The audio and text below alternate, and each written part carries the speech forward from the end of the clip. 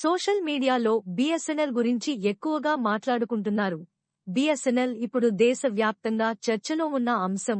ఇప్పటివరకు జియో, ఎయిర్టెల్ నెట్వర్క్ల వినియోగదారులు యూసర్ ఛార్జీలు ఒక్కసారిగా 10 నుంచి 30 వరకు పెంచడంతో కొంతమేర అసహనంతో ఉన్న మాట వాస్తవం.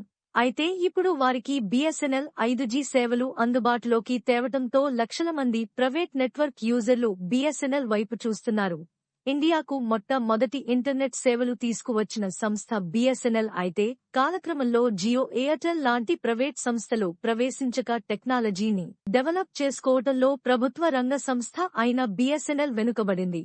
ఈ సమయంలో జియో లాంటి ప్రైవేట్ సంస్థలు వినియోగదారులకు అత్యంత చౌక ధరలకు ఇంటర్నెట్ సేవలు అందించటం ద్వారా దేశంలో ఇంటర్నెట్ వాడకం బాగా పెరిగింది. ఒకప్పుడు పట్టణాలకే పరిమితమైన జియో, ఎయిర్టెల్, వోడాఫోన్ ఇప్పుడు మారుమూల పల్లెటూర్లకి కూడా విస్తరించటంతో పల్లె ప్రాంతాల్లో ఎక్కువగా వాడుకలో ఉండే బీఎస్ఎన్ఎల్ కి ఆదరణ పూర్తిగా తగ్గిపోయింది. తక్కువ ధరకే ఇంటర్నెట్ డేటా అందుబాటులోకి రావటంతో యువత బాగా మొబైల్ డేటాకి అలవాటు పడ్డారు.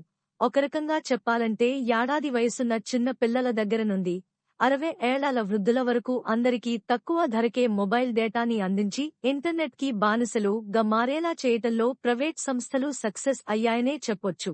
ఇదే అదనుగా ఇప్పుడు ప్రైవేట్ రంగ సంస్థలు యూసర్ ఛార్జీలు విపరీతంగా పెంచి వినియోగదారుల బలహీనతను సొమ్ము చేసుకోవటానికి ప్రయత్నిస్తున్నాయి. ఇలాంటి సమయంలో బీఎస్ఎన్ఎల్ 5G సేవలు అందుబాటులోకి తీసుకురావటం వినియోగదారుల్లో ఏంటో సంతోషాన్ని నింపింది.